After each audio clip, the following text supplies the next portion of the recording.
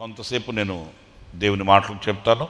ఆ మాటలు మీరు జాగ్రత్తగా ఆలకించి ఆశీర్వాదకరంగా దీవెనకరంగా మీరు సెలవు తీసుకోవచ్చు.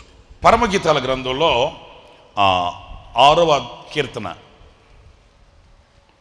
పరమగీతాల గ్రంథంలో 6వ కీర్తన 5వ చరణం నేను చదువుతాను. ఆ మాటల్ని మీరు వినండి, చూడండి. పరిశుద్ధ గ్రంథంలో, నీ కనుదృష్టి నా మీద ఉంచకము, అది నన్ను వశపరుచుకొనును. ఇక్కడ ఈ కీర్తనలో ఇది ఒక ప్రత్యేకతను మనకు చూపిస్తుంది. ప్రియుడు ప్రియురాలు, నేను చాలాసార్లు చెప్తుంటాను. పరమగీతాల గ్రంథంలోని ధ్యానాలు లేకపోతే వాక్య సందేశాలు చెప్పేటప్పుడు ప్రతిసారి నేను మీకు జ్ఞాపకం చేస్తుంటాను. ఎప్పుడు ఈ కీర్తన మనం చదివినా ప్రియుడు ప్రియురాలు అంటే ప్రభువు సంఘం అలా పోల్చుకొని మనం ధ్యానించవలసి వస్తుంది. ఇది చాలా మధురమైన కీర్తనలు, పరమ గీతం, మధురమైన కీర్తనలు ఇవి. పరధ్యాసతో కాకుండా ఆత్మీయ నేత్రాలతో, ఆధ్యాత్మికమైన మనసుతో, ఆధ్యాత్మికమైన లోతుల్లో ఈ మాటల్ని, ఈ పాటల్ని మనం చూడాలి, పాడాలి. ఇక్కడ ప్రియుడు ప్రియురాలైన సంఘంతో మాట్లాడిన మాటలు, ప్రియురాలు ప్రియునితో సంభాషించిన సంభాషణలు ఈ కీర్తనలో మనకు కనిపిస్తాయి. ప్రాముఖ్యంగా నేను ఈ కీర్తనలో చెప్పాలనుకున్న మాట ఏంటంటే, సంఘం ఆయనను చూస్తుంది, ఆయన సంఘాన్ని చూస్తున్నాడు. ఈ వాక్యంలో మీరు గ్రహించారో లేదో, నీవు నీ కనుదృష్టి నా మీద ఉంచకుము, అది నన్ను వశపరుచుకొనుచున్నది అంటున్నాడు. సంఘం అంటే ఎవరు? నేను సంఘం, మీరు సంఘం.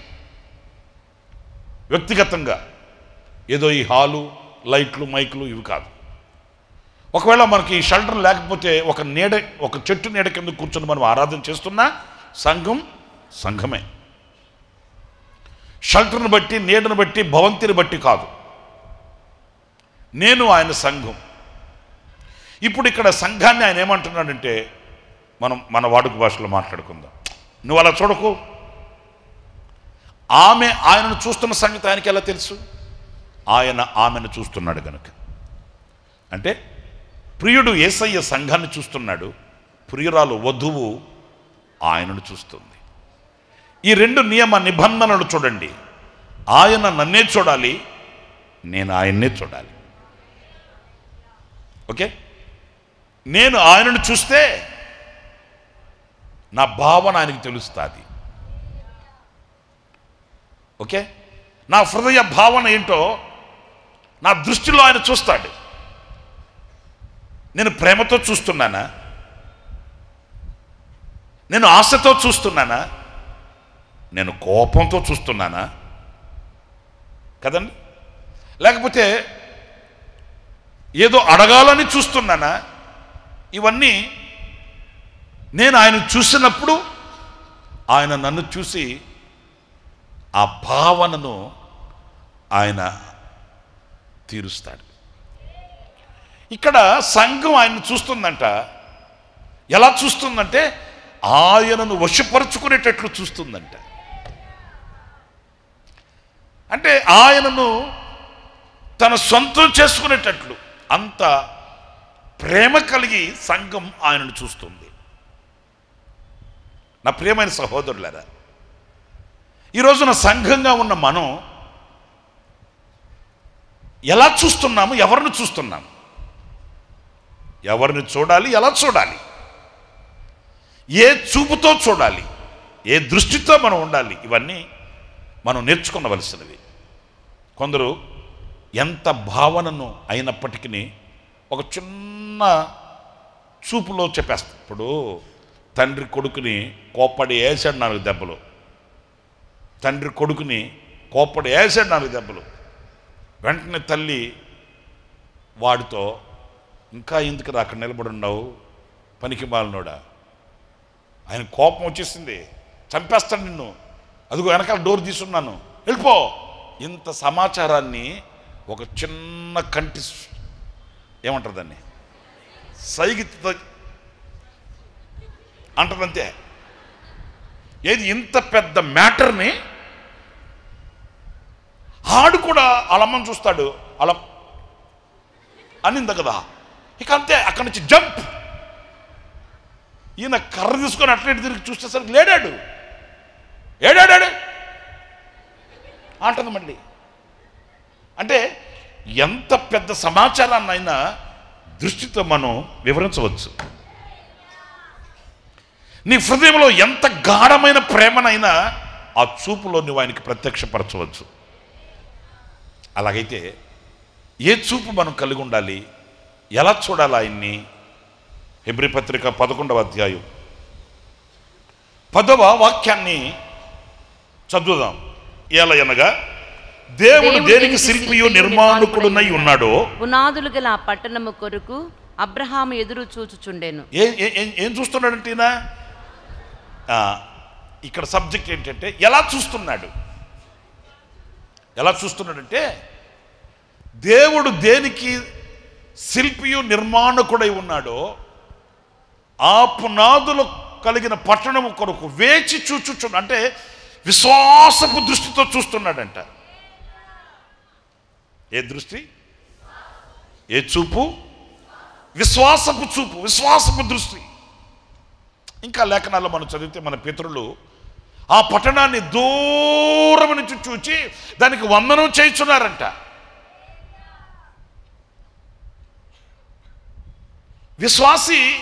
విశ్వాసిగా పేరు పెట్టుకోవడం కాదు,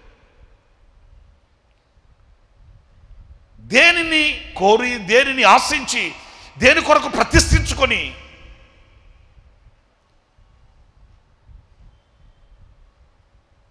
తన జీవితాన్ని అర్పణగా పెట్టారో దానిని విశ్వాసపు నేత్రంతో, విశ్వాసపు దృష్టితో, విశ్వాసపు ఆ చూపుతో దానిని చూడడం.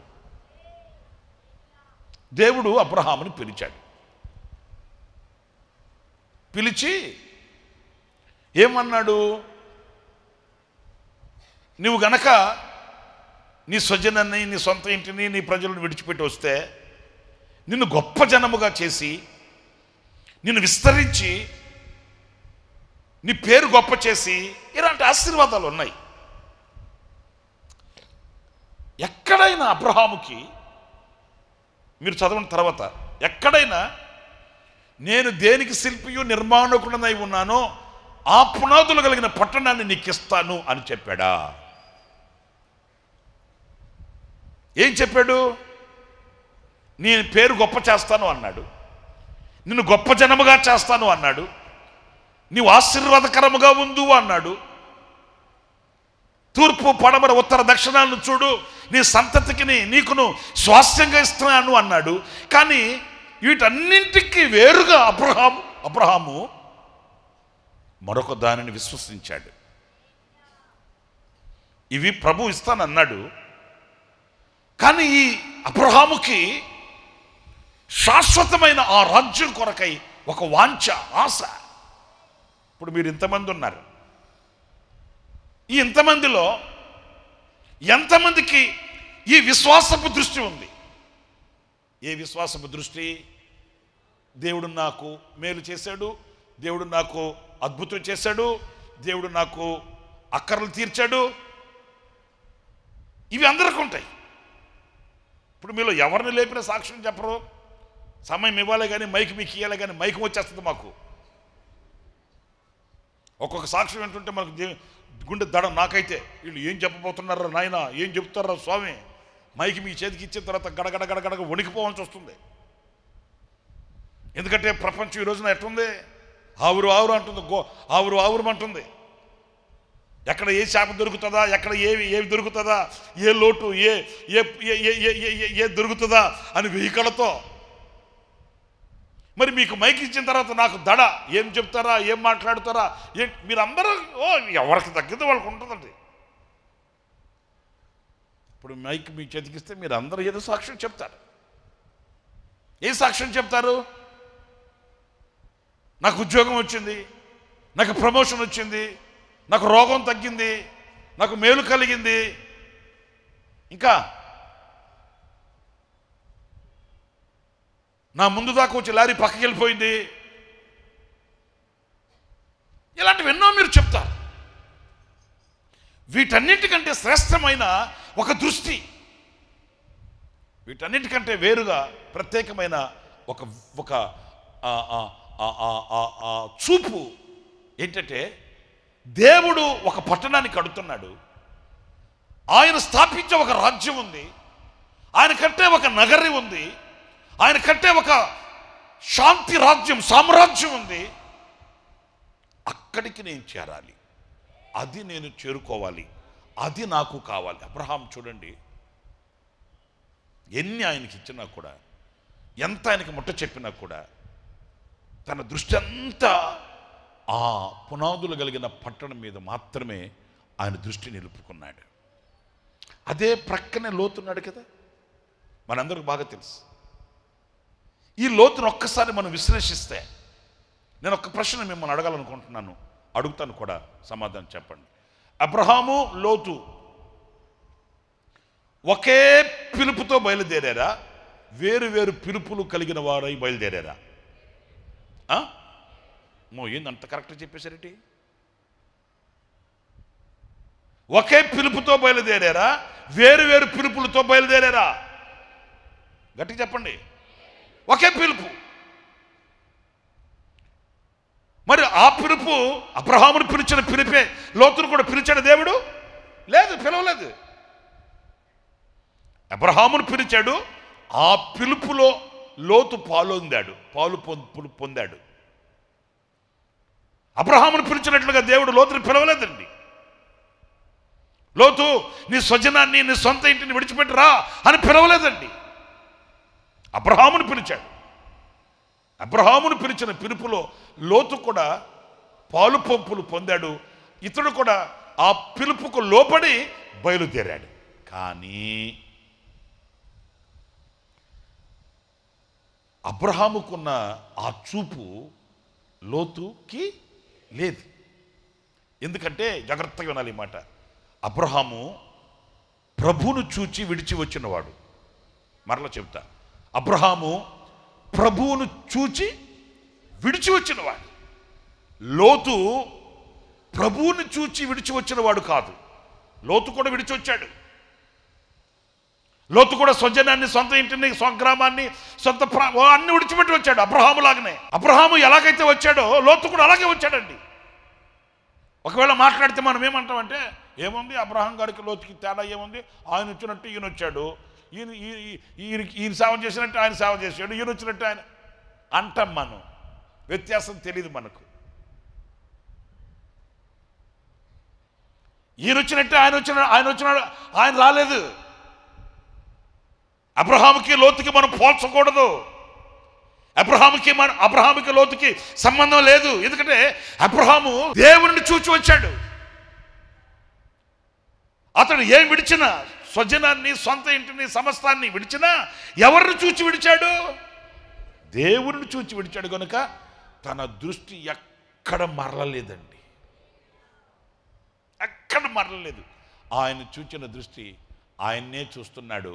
ఐశ్వర్యం వచ్చింది, అంతస్తులు వచ్చాయి, భోగభాగ్యాలు వచ్చాయి, అవి వచ్చాయి, ఇవి వచ్చాయి, అవి పోయాయి, ఇవి పోయాయి, ఏమొచ్చినా ఏం పోయినా ఆయన దృష్టి ఆయన మీదే ఉంది.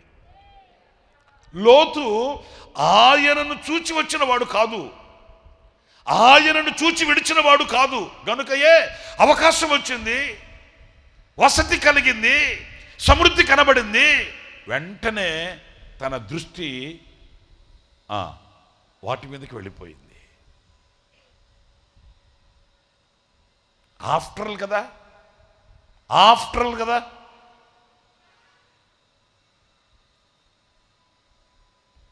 చిన్న గొడవ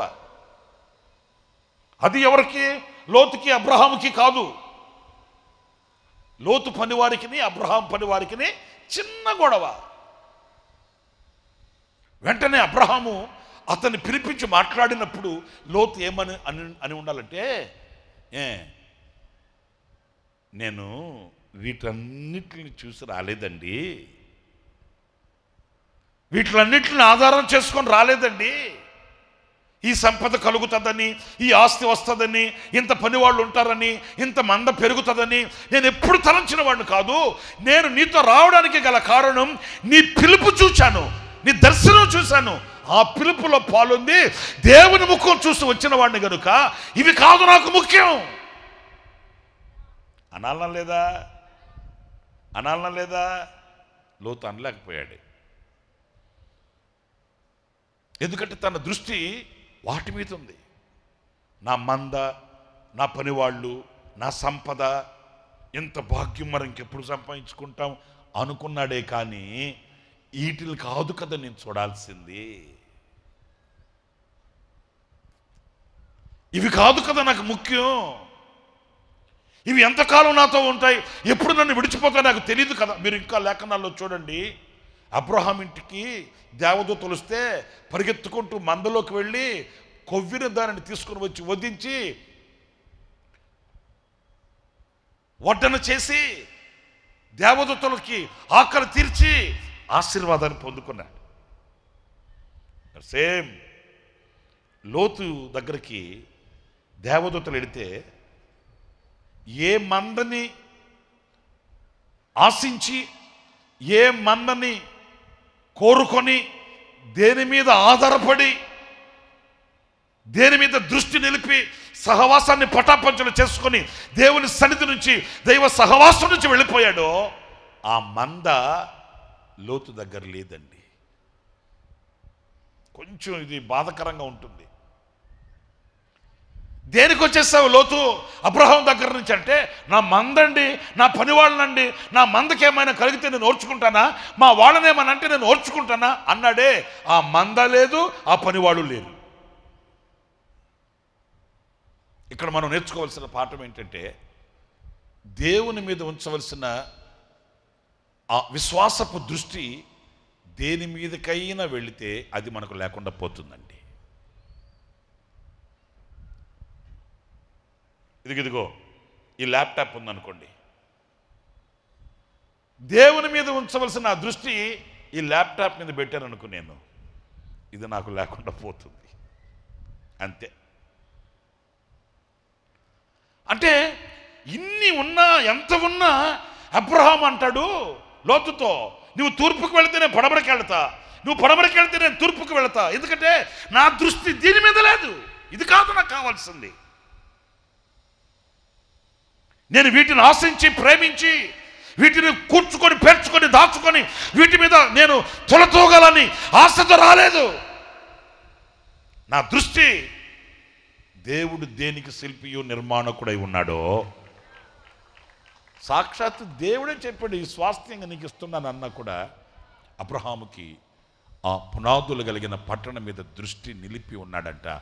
ఆ పునాదులు కలిగిన పట్టణం మీద దృష్టిని సాలించి దూరమును నుంచి చూచినప్పటికీ ఆయన విశ్వాసపు నేత్రాలతో ఆ పట్టణాన్ని చూచి విశ్వాసాన్ని కాపాడుకొని విశ్వాస వీరుడయ్యాడని దేవుని వాక్యం చెప్తుందండి. ఇప్పుడు సంఘానికి ఎలాంటి దృష్టి ఉండాలంటే, ఈ విశ్వాసపు దృష్టి ఉండాలండి. ఏదో కడుపు నొప్పి, వెన్ను నొప్పి, తలనొప్పి, పని నొప్పి, అమ్మాయికి పెళ్ళి అవ్వాలి, అబ్బాయికి ఉద్యోగం రావాలి, ఇల్లు కట్టాలి, అప్పులు తీరాలి, అవసరతలు తీరాలి, వీటి మీద కాదు దృష్టి. ఈరోజున సంఘంలో కనబడే వ్యక్తుల్లో మెజారిటీ పీపుల్ ఎవరంటే ఈ అద్భుతాలు, మహత్కార్యాలు, ఈ సూచక క్రియలు అనుభవించాలని ఆశ కలిగి వాటి మీద దృష్టి కలిగిన వాళ్ళే. కానీ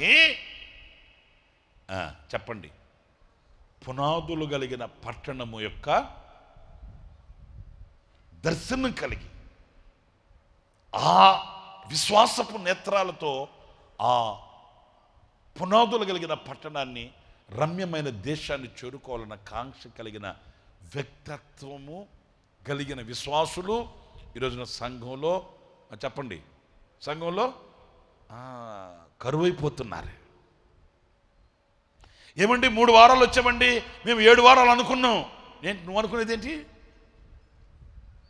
ఏమండి మేము 3 నెలలు వచ్చామండి, 7 నెలలు వస్తామనుకున్నాం. ఆ తర్వాత ఏమవుతావు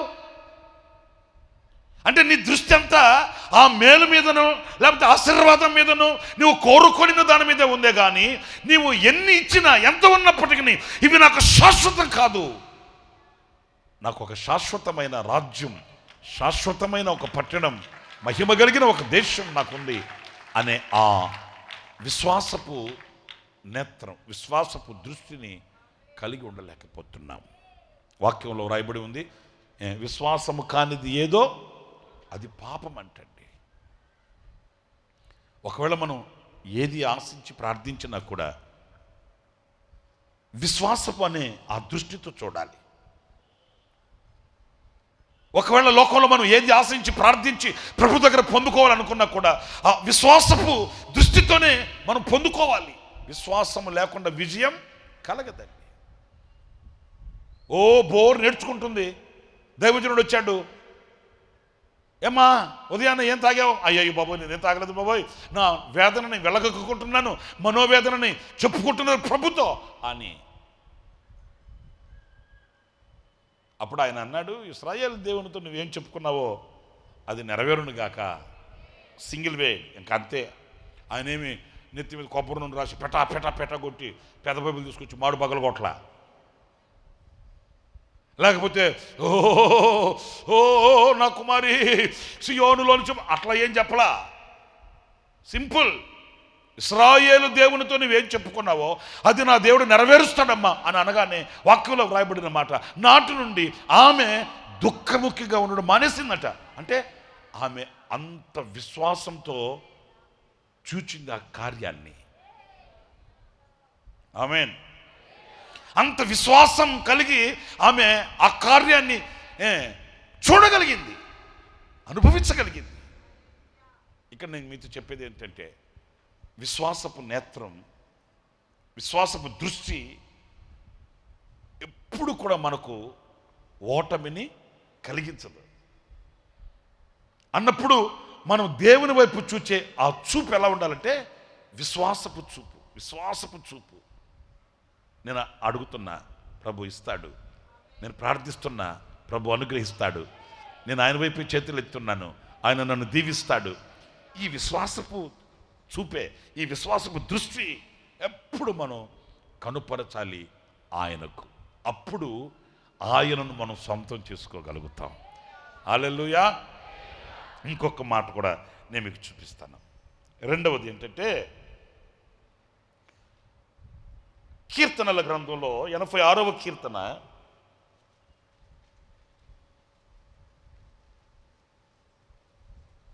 11వ చరణం. యెహోవా, నేను నీ సత్యమును అనుసరించి నడుచుకొనున్నట్లు నీ మార్గమును నాకు బోధింపు. నీ మార్గమును నాకు బోధించుము. నీ నామమునకు భయపడునట్లు, ఇక్కడ నుంచి వినండి, నీ నామమునకు భయపడునట్లు నా హృదయమునకు ఏక దృష్టి కలుగు చెయ్యుము. ఏక దృష్టి. ఏ దృష్టి? ఏ చూపు? కాసేపు అటు చూడడం, కాసేపు ఇటు చూడడం కాదు. కొన్నాళ్ళు ఇలా చూడడం, కొన్నాళ్ళు అలా చూడడం, కొన్నాళ్ళు దానిని ఆశించడం, కొన్నాళ్ళు దీని ఆశించడం, కొన్నాళ్ళు అది ఇది రెండు కావాలనుకోవడం, ఇలా కాదు. ఏక దృష్టి, నీ కాన్సన్ట్రేషన్, నీ ఏకాగ్రత. నేను ఒక చిన్న పుస్తకంలో చదివా. సింహం ఉంది కదా, సింహం తెలుసా తెలీదా? పిలవమంటారా? అది వస్తే మీరు వెళ్ళిపోతారు. సింహం తెలుసా తెలీదా? సింహం అంట వేటాడేటప్పుడు అంట ఒక పుస్తకంలో చదివా, నాకు భలే నచ్చింది. అది ఎలాగా వేటాడుతుంది? పుట్ట దగ్గరికి, చెట్టు దగ్గరికి వెళ్ళి ఈ పుట్టలో ఏముందా, ఈ చెట్టు చాటున ఏముందా, ఈ సందులో ఏముందా, అట్లా వెళ్ళదంటది. ఏం చేస్తుందో తెలుసండి? ఒక కోడలి జంక్షన్ ఉంటుంది కదా, ఒక సెంటర్లోకి వెళ్తుందంట. ఈ సింహం వెళ్ళి ఏం చేస్తుందో తెలుసండి?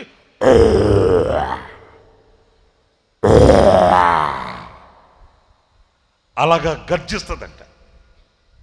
ఎప్పుడైతే సింహం అలా గర్జించిందో, ఈ చెట్లు పుట్లు గమ్మట ఈ పొదల్లో దాక్కొని ఉంటాయి కదండి, ఈ కుందేళ్ళు అయితేనేమి, జింకలు అయితేనేమి, అవి అయితే ఇవన్నీ, ఇంకేమందరా బాబు, వచ్చేసిందిరా బాబు, పడిపోయిందిరా, చంపేసిందిరా మనల్ని అని అవేం చేస్తాయి?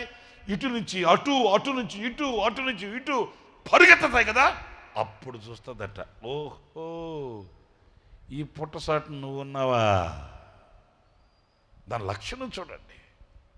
ఓ ఇక్కడున్నారా, ఇవి గుట్టుగా ఉండే చోటన అక్కడ ఉంటే పోయిండే మాట. ఎప్పుడైతే ఈ సింహం అలా గర్జించిందో ఆ గర్జనకి భయపడిపోయి వచ్చేస్తుంది, పడిపోయింది మన మీద అని ఇవన్నీ బయటకు వచ్చి అటు ఇటు అటు చూస్తుందట. బాగా నచ్చిన మాట ఏంటంటే, ఇవి ఉన్నాయి కదా లేడి పిల్లలు, జింకలు, అవన్నీ దొమ్మిగా ఒక్కసారి ఊకముడుగా పరిగెత్తుతాయి కదా. పరిగెత్తేటప్పుడంట పరిగెత్తి పట్టుకుందాం, ఏది దొరికితే తెచ్చుకుందాం అని వెళ్ళదంట. దాని లక్షణం చూడు, సింహం లక్షణం. ఒక ఇంచుమించు 500 మంది జింకలు, 500 లేడి పిల్లలు తన కళ్ళ ముందున్నా పరిగెత్తుతున్నా, ఇది మాత్రం ఈ 500 లేడి పిల్లలను చూడదంట. ఆ 500 లేడి పిల్లలో ఒక్కదాన్ని చూస్తుందంటండి, ఏకదృష్టి, ఒకదాన్నే. ఇక పరుగు తీస్తే ఆ ఒక్కదాన్నే పట్టుకుంటుందంటండి. చేతికి ఏది అందితే అది పట్టుకుందాం, ఏది దొరికితే అది పట్టుకుందాం, ఏదో 4 రాళ్ళు వేద్దాం, ఏదో ఒకటి తగులుతుంది, అలా కాదండి. ఆ 500 లేడి పిల్లలు అక్కడున్న ఒక్కదాన్ని టార్గెట్ చేస్తుంది. సచ్చేంత వరకు, దాన్ని పట్టుకునేంత వరకు పరుగు తీస్తుందంటండి. చూడండి ఆ దృష్టి చూడండి. ఈరోజు నా కొన్నిటి మీద మనకు ఆ ఏకదృష్టి ఉండట్లే. ప్రభువును చూచామా, ఇంకా చావైన రేవైన ప్రభువునే చూడాలి. హల్లెలూయా. ఒక క్యాప్షన్ నేను చెప్తాను వినండి. తీక్షణంగా ప్రభువును చూచిన వాడంట యుగాల వైపు చూడడంటండి. తీక్షణంగా ప్రభువును చూచిన వాడంట సంపద దాటిపోతున్నా సంపద వైపు చూడడంటండి. ఎందుకంటే అతడు దృష్టి ప్రభు మీద పడింది. ఆ ఏక దృష్టి ఇక ఆయన్నే చూస్తుంది. ఆయననే ఆయననే ఆయననే ఆయననే. కానీ యుగాలు 15 సంవత్సరాలైనా, 20 సంవత్సరాలైనా, 30 సంవత్సరాలైనా, 50 సంవత్సరాలైనా సంవత్సరాలు దాటిపోవలసిందే సమయం వైపు చూడంట. సంపద, మణులు, మాణిక్యాలు, రత్నాలు, ముత్యాలు, వైఢూర్యాలు ఎన్ని దాటిపోతున్నా, అయ్యో అందరూ సంపాదించుకుంటున్నారే, నేను సంపాదించుకోలేకపోతున్నానే, వాళ్ళ పిల్లలు బాగున్నారే, మా పిల్లలు బయట అయిపోయారే, ఇదిగో అంత అవకాశం ఉంది, అంత అవకాశం ఉన్నప్పుడల్లా అవకాశం ఉన్నదంతా పోగొట్టుకుంటే ఆ తర్వాత ఇట్లాగా దాటిపోయే సంపదను కానీ దాటిపోయే సమయాన్ని కానీ చూడంట. తీక్షణంగా ప్రభువును చూచేవాడు. వింటున్నారా? ఆ ఏకదృష్టి మీరు యోబు జీవితంలో చూడండి. ఆయన ఏకదృష్టి. ఇక పిల్లలు పోయారయ్యా అన్న కూడా ఆ దృష్టి పిల్లల వైపు చూడలేదండి. ఆస్తి పోయిందయ్యా, ఆ దృష్టి ఆస్తి వైపు చూడలేదండి. శరీరం గొల్లైపోతుందయ్యా, ఆ దృష్టి శరీరం వైపు చూడలేదండి. ఇక అంతే, ఆ ఏకదృష్టి. దేవాలయం ముందే కూర్చొని ఉన్నాడు. పేతురు యోహానులు దేవుడి మందిరికి వెళ్తున్నారంట. అప్పుడు వాళ్ళ దగ్గర ఏమైనా దొరుకునేమోనని చూస్తుంటే పేతురు యోహానులు అన్నారు, ఒరే నువ్వేంట్రా ఒక గురి లేకుండా బ్రతుకుతున్నావు, నువ్వు ఒక గమ్యం లేకుండా బ్రతుకుతున్నావేంటి, నువ్వు చూడాల్సిన చూపేంటి, నీకు కావలసిన అవసరం ఏంటి? అప్పుడు వారు ఆడుతూ అన్నారు, నీవు తిన్నగా చూడు, మమ్మల్ని చూడు, సరిగా చూడరా, నీ అవసరత ఏంటి, నీ అక్కర ఏంటి, నీవు ఏది కోరుకోవాలి, ఏది నీవు నింపుకోవాలి, ఏది పొందుకోవాలి అనే విచక్షణ లేకుండా చూస్తున్నావు. మనలో కూడా కొంతమంది ఇలాంటి అనుభవాలు ఉంటాయండి. వాళ్ళు దేనిని పొందుకోవాలి, ఏంటి వాళ్ళ నీడేంటి, వాళ్ళ అవసరం ఏంటి వాళ్ళకి తెలీదు. ఏమంటే ఏదైనా మేలు దొరుకుతుందని వచ్చామండి దేవుని మందిరానికి, ఏమైనా మేలు దొరుకుతుందని కాదు వచ్చేది మందిరానికి. మేలు చేసే దేవునిని చూడాలి, మేలు చేసే దేవుని మీద లక్ష్యం ఉంచాలి.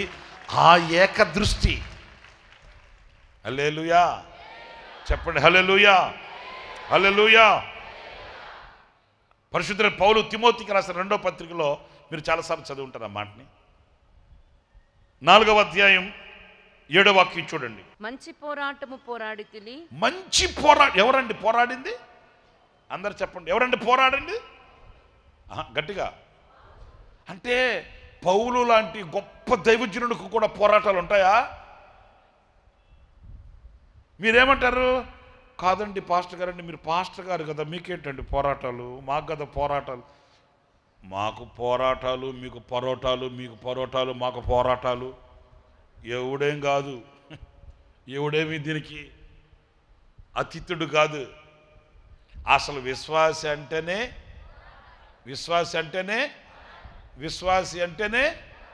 ఒక సైనికుడు, పోరాడే సైనికుడు. ఆమేన్, హల్లెలూయా. విశ్వాస సంబంధమైన బ్రతుకంటేనే పోరాటం. పౌలు లాంటి గొప్ప దైవజనుడు అంటున్నాడు, పౌలు లాంటి గొప్ప సేవకుడు అంటున్నాడు, నేను పోరాడుతున్నాను. దేనితో? నా ఎదుట ఉన్న ఈ పరుగు పందెంలో నాకు ఎదురయ్యే ప్రతిదానితోనే పోరాడుతూనే ఉన్నా. ఆమేన్.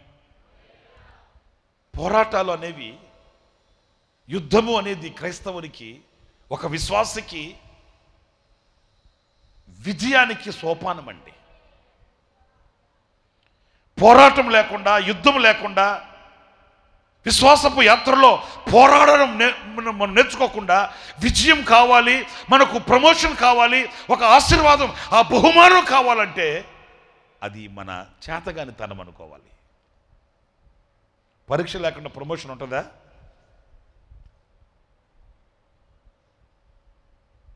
అలాంటప్పుడు మంచి పోరాటం అంటే ఇక్కడ మనం నేర్చుకునవలసింది ఏంటంటే, ఆ ఏకదృష్టి మనము కలిగి ఉన్నప్పుడు, ఆ ఏకదృష్టిని చెడగొట్టడానికి, ఆ ఏకదృష్టి తొలగిపోవడానికి, ఆ ఏకదృష్టిని పాడు చేయడానికి మన కనులకు ఎన్నో కనబడవచ్చు. ఒక పరుగు పందెం జరుగుతుందంట. ఆ పరుగు పందాల్లో ఆఖరుగా ఫైనల్గా ఇద్దరు వచ్చారు. అప్పుడు ఏం జరిగింది? వీడు మరొకరితో తలపడాలి పరుగు పందెంలో. వీడేం చేశాడో తెలుసండి? వాడితో తలపడాలి, వాడితో పరిగెత్తాలి. ఇది ఫైనల్, ఇక మరలా ఈ ఛాన్స్ మిస్ అయితే రాదు. ఎలా? వీడికంటే వాడు శక్తి కలిగిన వాడే. ఎలా వాడిని ఓడించాలి? వాడు ఫ్రెండ్ దగ్గరికి వెళ్ళాడంట, వాడి స్నేహితుని దగ్గరికి వెళ్ళి అడిగాడంట. ఆ స్నేహితుని, రే వాడికి ఏది ఇష్టం, ఏదంటే ఇష్టపడతాడు అని.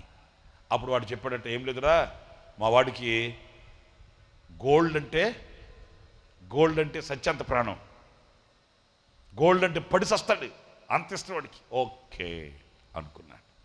ఆ రోజు ఏం జరిగింది? ఇద్దరు పరిగెత్తుతున్నారు. ఇద్దరు పరిగెత్తుతూ ఉంటే ఈడు పక్కన ఆడు పక్కన, ఇద్దరు పక్క పక్కన పరిగెత్తుతూ ఉన్నారా. ఇక కొంచెం ముందుకెళ్తే గెలుపు వచ్చేస్తుంది అనుకున్నప్పుడు వీడు మంచి ఒక గోల్డ్ రింగ్, చేతికేసుకునే రింగ్ ఉంటుంది కదా, ఆ రింగు మంచిగా తయారు చేయించుకొని వచ్చాడేమో. ఆ క్షణంలో వీడి చేతిలోంచి మెల్లగా ఆ రింగుని కింద వేసేసాడు. ఆడు చూసేటట్టు. వీడు చూడండి, వాడు ఆశ కాల అంత పరుగులో కూడా ఎప్పుడైతే ఆ గోల్డ్ రింగ్ కనబడిందో వెంటనే అంత పరుగును ఆపేసి ఆ గోల్డ్ రింగ్ తీసుకొని పరిగెత్తబోయాడంట. వీడు గోల్డ్ రింగ్ తీసుకొని పరిగెత్తేసరికి వీడు వెళ్ళిపోయాడు.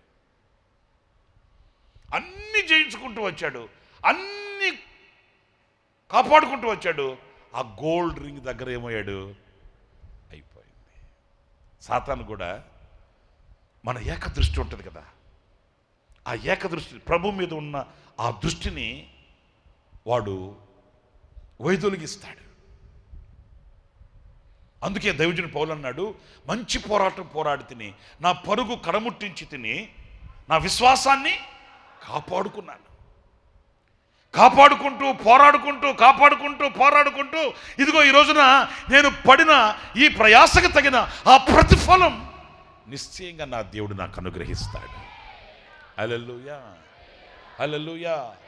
ఇక్కడ మనం నేర్చుకోవలసింది మనం పౌలుకు చెప్తాడు కదా, నేను దేని నిమిత్తమైతే పట్టబడుతున్నో దాన్ని పట్టుకోవాలని ప్రయాసపడుతున్నాను అన్నట్టు ఆ ఏకదృష్టి దేవుని మీద ఉన్న ఆ ఏకదృష్టిని మనం కోల్పోకూడదండి. ఆ ఏకదృష్టితో మనం ప్రియుని చూడాలి, ప్రభువుని చూడాలి. అప్పుడు మనం ఆయన వశపరుచుకోగలుగుతాం. మనల్ని ఆయన వశపరుచుకోగలిగిన ఆ బంధానికి నాంది పలుకుతుంది. ఏ దృష్టితో చూడాలి ఆయన్ని? శాస్త్రుల పరిచయాలు వచ్చారండి. శాస్త్రుల పరిచయాలు వచ్చి అబ్బో వాళ్ళు తెగ వింటుంటే అన్నాడు, ఏయ్ మీరు ఎందుకు వింటున్నారు నాకు తెలుసు. ఏదైనా లోటు, ఏదైనా తప్పు నాలో దొరుకుతుందనే కదా మీరు చూసేది. ఏదైనా నాలో తప్పు దొరికితే ఎండగట్టడానికే కదా మీరు నన్ను వెంబడించి నన్ను తీక్షణంగా చూసేది. మీరు వాళ్ళ చూపు వేరండి, వాళ్ళ దృష్టి వేరండి. కానీ సంఘం ఆయన ఎలా చూడాలంటే విశ్వాసపు చూపు, రెండు ఏకదృష్టి, ఒకే దృష్టి. ఇక ఆయన మీదనే నా చూపు, ఆయన మీదనే నా దృష్టి. ఆయనే కలలోనైనా మెలకువలోనైనా అన్నట్లుగా ఆ దృష్టి ఆయన మీదనే నిలిపి మనం ముందుకి సాగాలని దేవుని వాక్యం చెప్తుంది. ఇంకొక వాక్యం కూడా నేను మీకు జ్ఞాపకం చేస్తాను. అదేంటంటే అపోస్తలుల కార్యాల గ్రంథం 7వ అధ్యాయం 55వ వాక్యంలో స్టెఫను గురించి వ్రాయబడిన మాటలు మనం చదువుతాం. అతడు పరిశుద్ధాత్మతో స్టెఫను పరిశుద్ధాత్మతో నిండుకొనిన వాడై ఆకాశం వైపు తేరి చూచి, ఆకాశం వైపు చూచి దేవుని మహిమను, యేసు దేవుని కుడి పార్శ్వమందు నిలిచి ఉండుటను చూచి, ఆకాశము తెరవబడుటయు మనుష్య కుమారుడు దేవుని కుడి పార్శ్వమందు నిలిచి ఉండుటయు చూచుచున్నానని చెప్పాను. ఏమండి ఈయన ఏం చూస్తున్నాడంట? ఈయన చూపు ఏం చూపు అంట? ఇక్కడ నేను చెప్తాను, జాగ్రత్తగా వినండి. ఇక్కడ మనం ఇంచుమించుగా ఒక 3 విషయాలు గుర్తించవచ్చు. ఒకటి, ఆకాశము వైపు తెరి చూచి ఆయన మహిమను, యేసు దేవుని కుడిపార్శ్వమందు నిలిచి ఉండుటను ఆయన చూస్తున్నాడంట. స్తోత్రం కలుగును గాక. హల్లెలూయా. ఆకాశము తెరవబడడం, దేవుని మహిమను, దేవుని మహిమను రాత్రి ఉపవాస కూడికల్లో కూడా చెప్పాను. ఆయన మహిమ, ఆయన ప్రభావం, ఆయన తేజస్సు,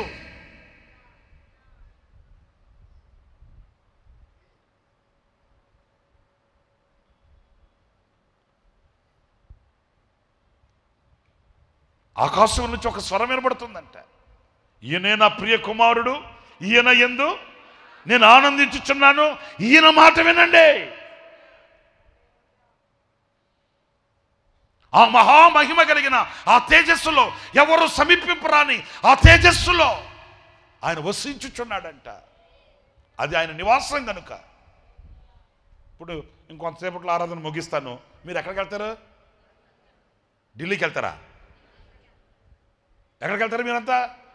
మీ ఇంటికి వెళ్తారా, లేకపోతే మార్కెట్కి వెళ్ళి, లేకపోతే రైల్వే స్టేషన్కి వెళ్ళి, బస్ స్టాండ్కి వెళ్ళి అక్కడ కూర్చుంటారా? మీ ఇంట్లోకి మీరు వెళ్తారు, ఎందుకంటే మీ నివాసం అది కనుక.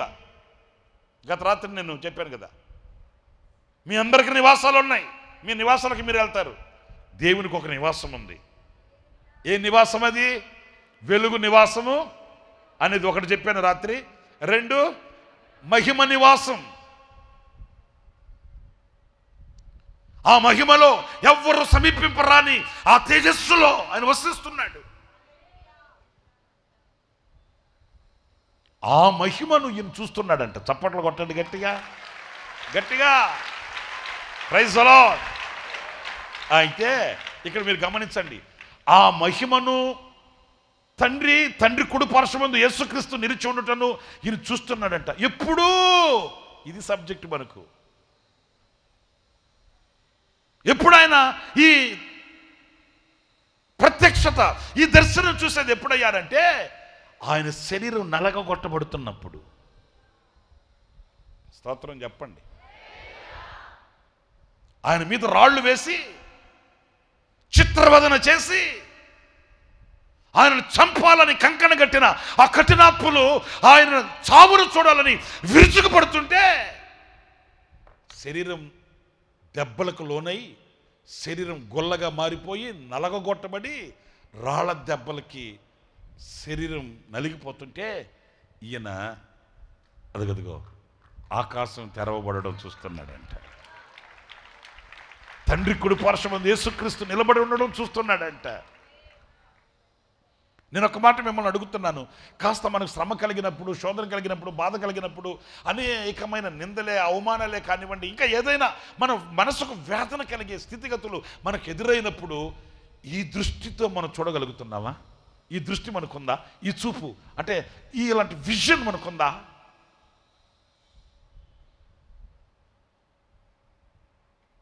నాకు ఇంకా ఆ వాక్యంలో నచ్చింది ఏంటో తెలుసా?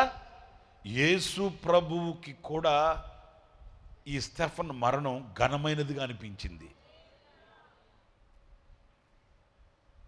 యేసు ప్రభు కూడా ఆయన తండ్రి కుడి పార్శ్వమందు నుండి లేచి నిల్చున్నాడట. ఎందుకంటే ఇంత ఘనమైన మరణం ఇది అందరికీ వచ్చేది కాదు, ఇది అందరికీ కలిగేది కాదు, ఇది అందరూ నిలిచేది కాదు, ఇది అందరికీ దేవుడిచ్చే అవకాశం కాదు, ఇది కొందరికే, ఇది ఘనమైనది, ఇది శ్రేష్టమైనది. మనం అనుకుంటాం నేను ఏం తప్పు చేశానండి, నాకెందుకు వచ్చే శ్రమలండి.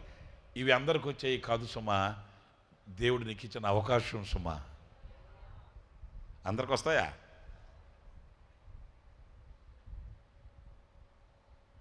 కోరుకున్నా కూడా రావు. ఇది అందరికీ భాగ్యం, అందరికి వచ్చే భాగ్యం కాదు, ఇది కొందరికే. మీరు అపోస్తుల చరిత్రలు చదవండి. మన పితరులు లేకపోతే పరిశుద్ధులు అపోస్తులైన వాళ్ళు చేసిన పరిచర్యకి, వాళ్ళు నడిచిన నడవడికి, వాళ్ళు ఈ ప్రపంచానికి అందించిన ఈ శుభవర్తమానానికి తగినట్లుగా ఈ లోకం వాళ్ళకి పూలదండలు వేయలేదండి, వాళ్ళని గణపరిచి వేదికలు ఎక్కించలేదండి. అపోస్తుల చరిత్రలో మనం చదివితే చిత్రవదన చేశారు వాళ్ళని. చరిత్రల గ్రంథంలో మీరు చదివితే అపోస్తులని ఎవ్వరు కూడా, ఒక దైవజనుడైన యోహాను తప్పితే, పద్మసు దీవిలో నిండు వృద్ధాప్యమందు ఆయన ప్రభు దగ్గరికి వెళ్ళాడు. ఆయన సంగతి పక్కన పెడితే మిగతా వాళ్ళంతా ఇంచుమించుగా రంపాలతో కోయబడి, చర్మాలు వలవబడి, సలసల సలసల కాగి నూనెలో దింపబడి, తలకిందులుగా సిలువ వేయబడి, క్రీస్తు నిమిత్తం శ్రమలు అనుభవించుట గొప్ప భాగ్యమని ఎంచుకున్నారంట వాళ్ళు. శరీరం నరగొట్టబడి, హింసింపబడి, మొత్తబడి, శ్రమ పట్టబడి, కన్నిటిమయమైన ఆ పరిస్థితుల్లో ఆయన శ్రమలను, శోధనలను చూడలేదండి. నాకెందుకు వచ్చే ఈ శోధనలు, నాకెందుకు వచ్చే ఈ కష్టాలు, నేను ఎందుకు పడాలి, నేను ఒక మాట ఎవరిని అనలేదు, నేను అందరికి మేలు చేసిన వాడినే కానీ కీడు చేసిన వాడిని కాదు, మరి మేలు చేసిన నేను కీడు ఎందుకు, అలా వాటిల్ని చూడలేదు ఆయన, వాటిల్ని చూడట్లేదు ఆయన. ఆయన చూసింది ఎవరినంటే ఆకాశం తెరవబడుటయు, సింహ తండ్రి మహిమను, తండ్రి కుడిపార్శ్వమందు కూర్చొని ఉన్న ఆ ప్రభునే చూస్తున్నాడు. అది ప్రత్యక్షత గల చూపండి. ఏ చూపు? ఆ ప్రత్యక్షత గల చూపు మనకు ఉండాలి. వాళ్ళు ఎక్కడ షింక్ అవ్వలేదు, ఎక్కడ కృంగిపోలేదు,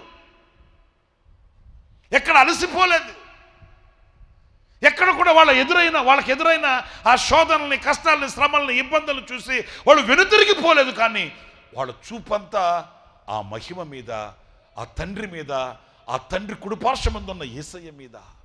ఆ ప్రత్యక్షత యుగల చూపు బహుభయంకరమైన శ్రమల కొలిమిలో వారిని దేవుని కొరకైన సొత్తైన జనముగా మార్చింది. ఇప్పుడు వాళ్ళు లేరు, కానీ వాళ్ళ సాక్ష్య జీవితం ఈ రోజుకి మన జీవితాలను కట్టి లేపుతుందండి. వాళ్ళు లేరు, కానీ వాళ్ళ సాక్ష్య జీవితం ఈ రోజుకి మన విశ్వాస జీవితాన్ని కట్టిలేపుతుంది. ఎందుకంటే వాళ్ళు శ్రమల వైపు, శోధనల వైపు, ఇబ్బందుల వైపు, కష్ట నష్టాల వైపు ఏనాడు చూచిన వాడు కాదు. నాకు చాలా తక్కువగా అండి కొందరితో పరిచయాలు ఉన్నాయి, చాలా తక్కువ నాకు.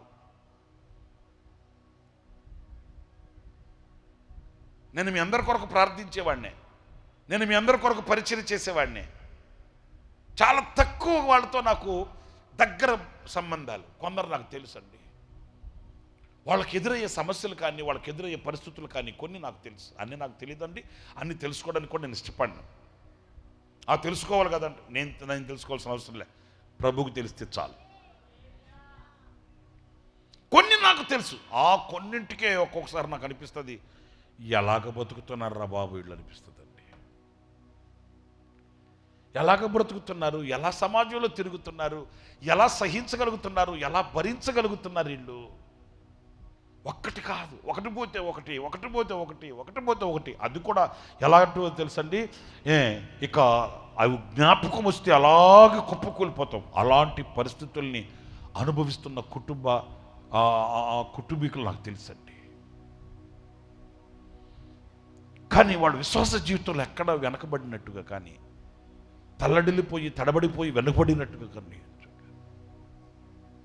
నాకు అర్థమైంది ఏంటంటే, వీళ్ళు ఈ సమస్యల వైపు చూస్తే బ్రతికేవాళ్ళు కాదు. వీళ్ళు చూసేది సమస్యల వైపు కాదు. వీళ్ళ దృష్టి ఆ దేవుని మహిమ మీద, అదిగో ఆ కుడిపార్శ్వమందు కూర్చుని ఉన్న, కుడిపార్శ్వమందు లేచి ఉన్న, నిలిచి ఉన్న ఆ తండ్రి మీద. నిజమే, ఈరోజు మన దృష్టి దేని మీద నిలుపుతామో అప్పుడే దానిని బట్టియే మన నడక కొనసాగేది. పేతురు ప్రభువును చూచినంత కాలం సముద్రం మీద నడిచాడు. ప్రభువును చూచినంత వరకు ప్రభు వైపే నడక సాగింది. ఎప్పుడైతే లోక సంద్రాన్ని చూశాడో, లోక సాగరాన కృంగిన వేళ నిత్యమైన కృపతో వాత్సల్యము చూపి నన్ను చేరదీసిన నిర్మలుడా, లోక సాగరాన కృంగిన వేళ. పేతురు ప్రభుని చూచేవాడే. ఏమన్నాడు పేతురు? ఏమన్నాడండి? మరణానికైనా నేను సిద్ధమే, మరణం కూడా నన్ను వేరు చేయలేదు, మరణం కూడా నన్ను ఏం చేయలేదు, మరణానికైనా నేను సిద్ధంగా ఉన్నాను అన్నవాడు మరణానికి భయపడినాడు. అలలకి ఎందుకు భయపడ్డట్టు? మరణానికి తెగించిన వాడు అలలకి, గాలికి, సుడిగాలికి, పెనుగాలికి ఎందుకు భయపడ్డట్టు? భయపడ్డాడు. ఎందుకంటే దృష్టి, ఆ ప్రత్యక్షత గల దృష్టి ఎప్పుడైతే లోకసాగరం మీద పడిందో అతనికి ఒక భయం వచ్చేసింది.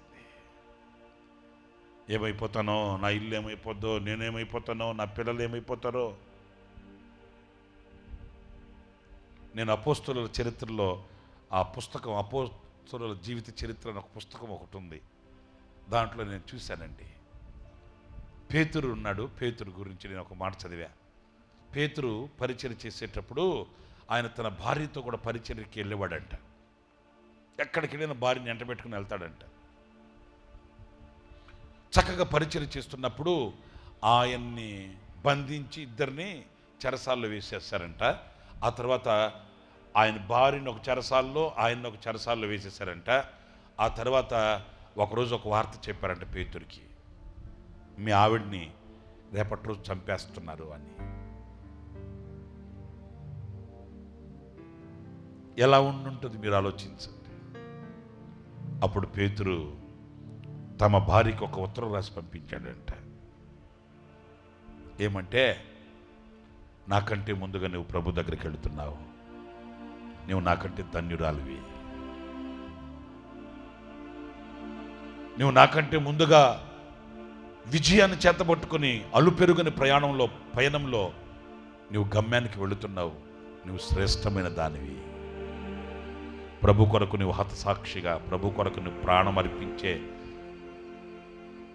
వీరునిగా నువ్వు మార్చబడ్డావు. నువ్వు ధన్యురాలివి. సంతోషంగా వెళ్ళు ప్రభు దగ్గరికి. ఏంటండి ఆ ప్రత్యక్షత గల దృష్టి చూడండి. వాళ్ళు మరణాన్ని చూడలే. నేను ఇంత సేవ చేసి, ఇంత పరిచయం చేసి, ఇంత చేసి, అంత చేసి ఇలాంటి చావు చావడం ఏంటి అని అనుకోలేదండి. ఒకవేళ లోకానికి అది వెర్రిగా కనబడినా అది దేవుని దృష్టికి ఘనమైనదండి. దేవుని దృష్టికి ఘనమైనదండి. నా ప్రభు కొరకు ప్రాణం అర్పించడం, నా ప్రభు కొరకు నేను గాయపరచబడడం, నా ప్రభు కొరకై ఆ ప్రత్యక్షత గల మనస్సు కలిగి, ఆ దృష్టి కలిగి ఉండడం నా దేవునికి అది ఎంతో ఘనమైనదండి. పేతురు రాసి పంపించాడండి. నాకంటే నువ్వు ఘనమైన వ్యక్తివి, నాకంటే ముందుగా నువ్వు ప్రభు దగ్గరికి వెళ్తున్నావు. సంతోషంగా వెళ్ళు. నాతో ఇంతవరకు తిరిగి పరిచయం చేశావు, ఇంతవరకు నాకు చేదోడుగా ఓదోడుగా నిలిచావు, ఇంతవరకు నాకు అండదండలుగా నిలిచావు, నాకంటే ముందుగా నువ్వు ప్రభు దగ్గరికి వెళుతున్నావు కదా, నువ్వు ధన్యురాలవే. సంతోషంగా వెళ్ళు. ఆమెను చంపిన 3వ రోజున పేతురును కూడా చంపేశారట. నా ప్రియమైన సహోదరులారా, మరణం అనేది ఒక మలుపుగా తీసుకున్నారే కానీ వాళ్ళు అంతంగా తీసుకోలేదు. ఎందుకంటే ఆ ప్రత్యక్షత యుగల మనస్సు ఎంతకి ఆ తెరవబడిన ఆకాశం అంటే వారిని ఆహ్వానించే 2 ఆయన మహిమ, ఆ మహిమలో సింహాసనాసీనుడై ఉన్న దేవుడు, ఆ దేవుని కుడిపార్శ్వమందు నిలుచుని ఉన్న ఆ ప్రభువు ఎప్పుడు ఎలాంటి స్థితిలో ఈయన ఆ దర్శనం చూసేది గుండె గాయపరచబడి, శరీరం చీల్చబడి, రాళ్ల దెబ్బలు శరీరానికి తగులుతుంటే బండరాత్రి తీసుకుని వచ్చి నెత్తి మీద వేస్తే ప్యాటను పగిలిపోయింది తల. అలాంటి పరిస్థితుల్లో అదిగో ప్రభుని చూస్తున్నాడంటే. హల్లెలూయా. ఆ మరణం, ఆ త్యాగం, ఆ శ్రమ, ఆ శోధన, ఆ దృష్టి ప్రభువుకి ఎంత విలువైనదిగా అనిపించిందో. ప్రభువు లేచి నిలిచి ఆహ్వానిస్తున్నాడు స్టెఫన్ని. హల్లెలూయా. శ్రమలకు, శోధనలకు భయపడకూడదండి. లోకం విసిరే అగ్ని బాణాలకి మనం భయపడకూడదండి. విశ్వాసమునకు కర్తయు దాన్ని కొనసాగించువాడునైనా యేసు వైపు చూస్తూ మన విశ్వాసపు యాత్రలో శోధనల్ని, శ్రమల్ని, కన్నీళ్ళని, కష్టాలని ఎదిరించుకుంటూ ప్రభువుని మీద మనం మన దృష్టి నిలిపి ఆయన్నే చూడాలి, ఆయన్నే చూడాలి. ఆమేన్, ఆమేన్. ఎన్ని చెప్పాను మీకు ఇప్పుడు నేను? విశ్వాసపు దృష్టి, ప్రత్యక్షతయు గల దృష్టి, ఏక దృష్టి. ఇంకోటి చెప్పనవుద్దా? కొలస్సీ సంఘానికి పరిశుద్ధుడైన పౌలు రాసిన పత్రిక 2వ అధ్యాయం 5వ వాక్యం. నేను శరీర విషయములో దూరముగా ఉన్నను, ఆత్మ విషయములో మీతో కూడా ఉండి. నేను శరీర విషయములో దూరముగా ఉన్నను. ఆత్మ విషయం అంటే ఈయన ఎక్కడున్నాడు? చెరసాల్లో ఉన్నాడు.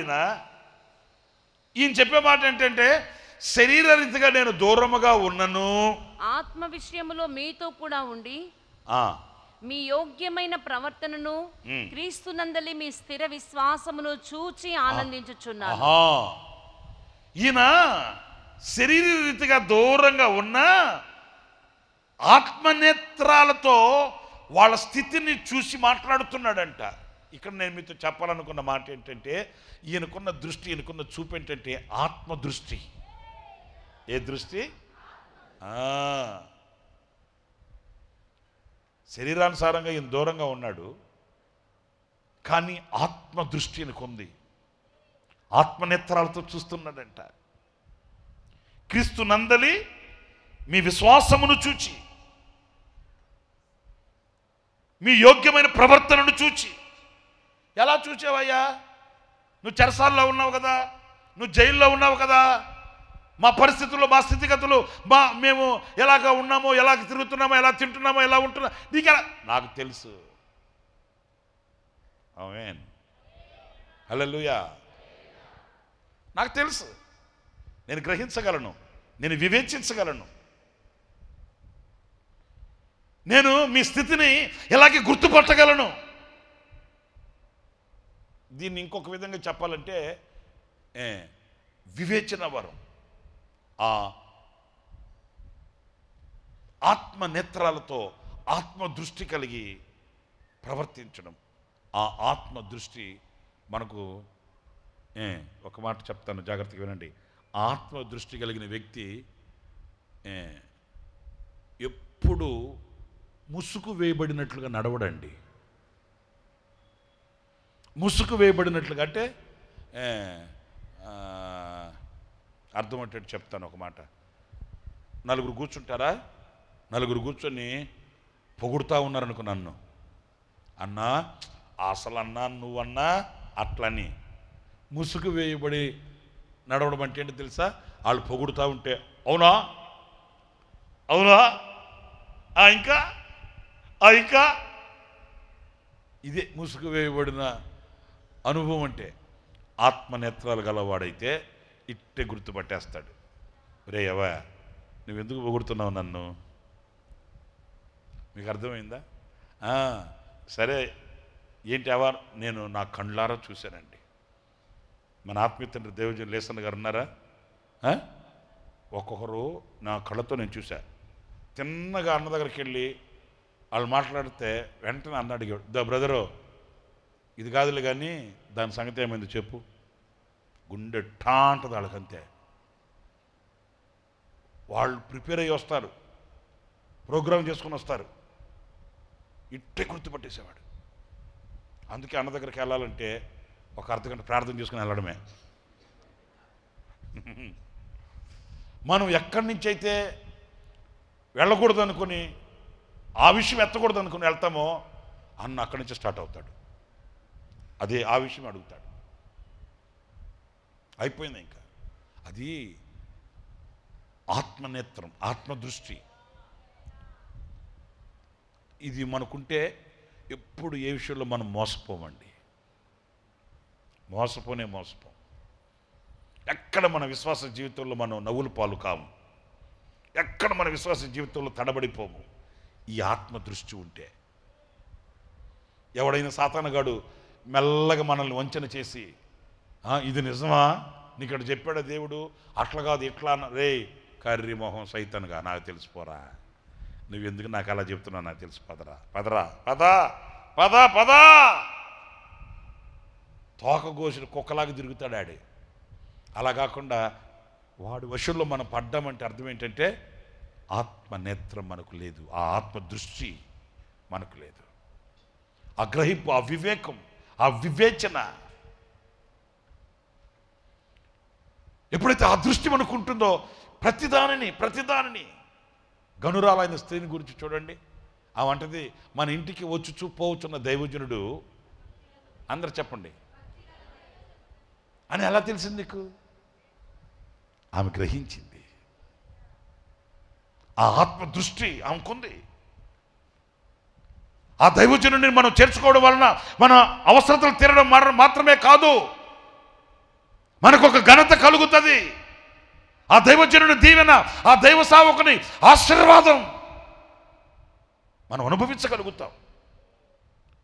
ఆ దైవ సేవకునికి మనం ఉపచారం చేయాలి, మేలు చేయాలి.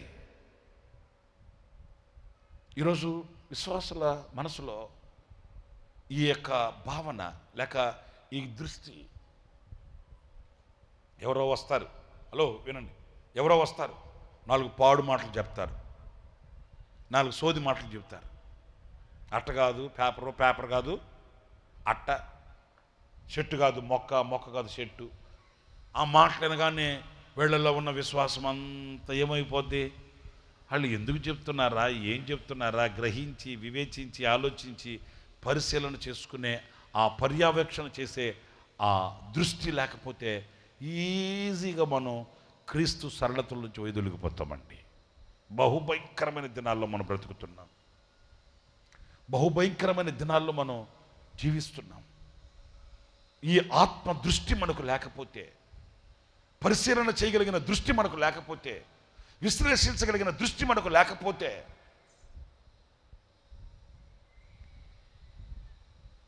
మనం మోసపోతాం. ఈజీగా మోసపోతామండి.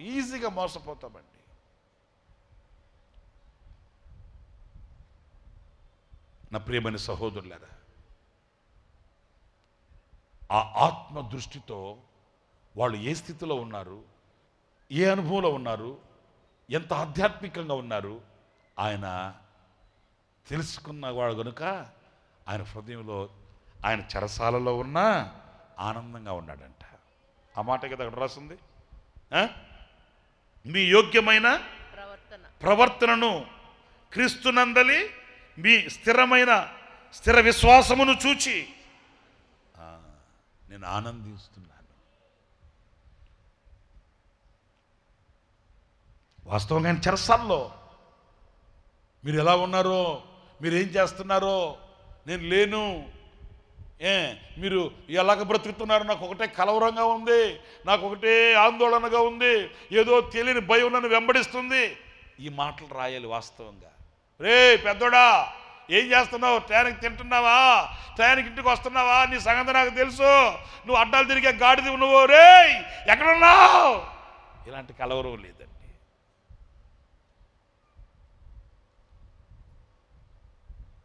ఎక్కడెక్కడ తిరిగేసి వస్తున్నావు? ఎన్ని గంటలకు అయిపోయింది ఆఫీసు? 5 గంటలకు అయిపోతే నువ్వు 8 గంటల దాకా ఎక్కడ ఉన్నావు?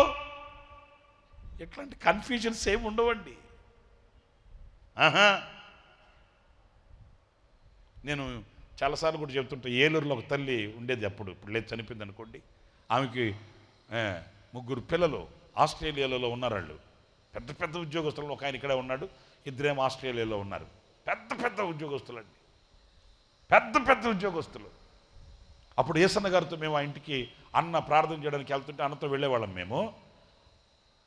ఆ 3 పిల్లలు పెద్ద పెద్ద హై పొజిషన్లో ఉద్యోగస్తులు.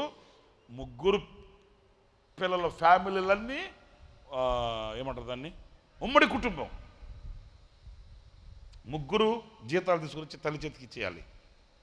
ఆ తల్లి ఇంట్లో చూసుకొని మళ్ళా కోడలు 3 మళ్ళా వాళ్ళకి పిల్లలు ఉన్నారు కదా, మనవళ్ళు మనవరాళ్ళు, వాళ్ళందరికీ ఏం కావాలన్నా ఏం చేయాలన్నా ఆ తల్లే చేయాలి. సరే ఇది మామూలే. ఇంకో మాట చెబితే నేనండి, ఆ 3 ఉద్యోగానికి వెళ్ళేటప్పుడు ఆ తల్లి దగ్గరికి రావాలంట. వస్తే 3 నిలబడి, అమ్మా వెళ్తున్నాం, ఆఫీస్కి వెళ్తున్నామా అని నిలబడితే, ఏది చిన్న పిల్లలు కాదు, ఆ 3 వచ్చి చేతులు కట్టి నిలబడితే ఆమె చిన్న ప్రార్థన చేస్తుందంట. వెంటనే వీళ్ళు జోబులో ఎంత డబ్బులు ఉంటే అంత డబ్బులు ఆమె చెప్తారంట. అమ్మా నా దగ్గర ఈరోజు 5,000 ఉందమ్మా. పెద్దోడా నీ దగ్గర 5,000 ఉందా? సరిపో. అలా ఎందుకో తెలుసా, మరలా సాయంకాలం ఆఫీస్ ముగించుకుని ఇంటికి వచ్చిన తర్వాత పెద్ద పెద్ద వాల్యుయేషన్ ఆఫీసర్స్ అండి వాళ్ళు. పేర్లు చెప్పకూడదు నేను, ఎందుకంటే వాళ్ళ ర్యాంక్ అలాంటిది. సాయంకాలం ఇంటికి వచ్చిన తర్వాత తిన్నగా తల్లి గదిలోకి వెళ్ళాలి. వెళ్ళి పెద్ద ఆయన వెళ్ళి, అమ్మా వచ్చారా మా ఆఫీస్ నుంచి? వచ్చావనైనా, చిన్న ప్రార్థన చేసి, పోనైనా అంటే, అమ్మా 5,000 తీసుకెళ్ళాను కదా, 4,000 ఉన్నాయమ్మా. 1,000 రూపాయలు ఏం చేసావు నాయనా? లెక్క చెప్పాలంటండి. ఆ 5,000 కంటే 5 రూపాయలు ఎక్కువ ఉన్నా నిలదీస్తుందంట తల్లి. నాయనా నువ్వు వెళ్ళేటప్పుడు 5,000 తీసుకెళ్ళావు, ఇప్పుడు మళ్ళీ 5 రూపాయలు ఎక్కువ ఉన్నాయి, ఎక్కడవి? ఎక్కడైనా అక్రమ సంపాదన కొరకు చేయి చాపావా? ఎక్కడైనా లంచం పుచ్చుకున్నావా? ఎక్కడవి? ఆ 5 రూపాయలు ఎక్కడిది చెప్పి, ఒకవేళ అలాగ తీసుకుని ఉంటే వెళ్ళి వాళ్ళకి ఇచ్చేసి వచ్చేంత వరకు అన్నం నీళ్ళు ముట్టుకోదంటండి ఆ తల్లి. నేను ఎందుకు చెప్తున్నానంటే ఆ ఆత్మ దృష్టి పవిత్రతను నేర్పిస్తుందండి. హల్లెలూయా, హల్లెలూయా. ఇలాగే ముఖం చూశాడుగా చెప్పేస్తుందట. చిన్నోడాయట్రా, పెద్దోడాయట్రా అని పిలిచి, ఏంటి నీ ముఖంలో ఇట్లా ఉంది ఏంటి అలా చెప్తుందంటండి. ఆ తల్లి పెంచిన పెంపకం, ఆ తల్లి వేసిన పునాది ఈరోజు బిడ్డలు ఎలా ఉన్నారో తెలుసండి. వాళ్ళని ఇట్లా తలెత్తి చూడాలండి. ఆ స్థితిలో పెట్టాడు దేవుడు వాళ్ళని. అవును, తలెత్తి ఇలా చూడాలంటే. కుటుంబాన్ని కట్టుకునే విషయంలోనైనా, పిల్లల్ని పెంచే విషయంలోనైనా, కుటుంబాన్ని చక్కదిద్దుకునే విషయాల్లోనైనా, తుదకు మన జీవితాన్ని మనం కట్టుకునే విషయంలోనైనా ఆ ఆత్మనేత్రం, ఆ దృష్టి, ఆత్మదృష్టి, గ్రహించగలిగిన ఆ దృష్టి మనం కలిగి ఉండాలండి. ఆమేన్, హల్లెలూయా. ప్రతిదానిని ఇట్టే గుర్తుపట్టగలిగిన ఆ సెన్సిటివ్ సైట్, ఆ చురుకైన మనస్సు, ఆ మెలకు కలిగిన మనస్సు, ఆ దృష్టి. ఓ, ఇది శోధన కాలం. ఈ శోధన కాలంలో నేను పెదవి విప్పకూడదు. ఓ, ఇది దేవుడు నాకు ఇచ్చిన అవకాశం. ఇప్పుడు నేను మౌనంగా ఉండకూడదు. ఎవరికి తెలుస్తుంది ఎన్ని? ఆ దృష్టి కలిగిన వాడికి తెలుస్తుంది. ఆ దృష్టి లేకపోతే మౌనంగా ఉండాల్సిన దగ్గర మాట్లాడి దెబ్బలు తింటాం. మాట్లాడాల్సిన టైంలో మాట్లాడకుండా తన్నులు తింటాం. ఇంకంతే చెప్పేది నేను. మాట్లాడాల్సిన చోటేమో మాట్లాడకూడని చోటేమో నోరు పడేసుకుంటాం. ఆ సైట్, ఆ దృష్టి లేకపోతే అంతే, వివేకం లేకపోతే అంతే. ఆమేన్, హల్లెలూయా. విశ్వాసకి ఈ దృష్టి, సంఘానికి ఈ దృష్టి. అందుకే ఆయన సంఘాన్ని చూస్తున్నాడంట, సంఘం ఆయనను చూస్తుందంట. ఈ సంఘం ఏ దృష్టితో, ఏ చూపుతో ఆయనను చూడాలంటే 4 విషయాలు మీతో చెప్తూ వచ్చాను. అదేంటంటే, 1 విశ్వాసపు దృష్టి, 2 ఏకదృష్టి, 3 ప్రత్యక్షతయు గల దృష్టి, 4 ఆత్మదృష్టి. ప్రార్థన చేసుకుందాం. లేచి నిలబడండి. అందరి చేతుల పైకెత్తి, ప్రభువా నాకు అలాంటి దృష్టిని కలిగించి, నీతో నేను వసించే భాగ్యాన్ని ప్రసాదించి, ఆత్మనేత్రములు కలిగిన, ఆత్మదృష్టి కలిగిన వాడనై, ఏకదృష్టి కలిగిన వాడనై, ప్రత్యక్షత గల దృష్టి గల వాడనై, విశ్వాసపు దృష్టితో సాగుటకు కృపనివ్వమని కోరుకుందాము. ప్రార్థన.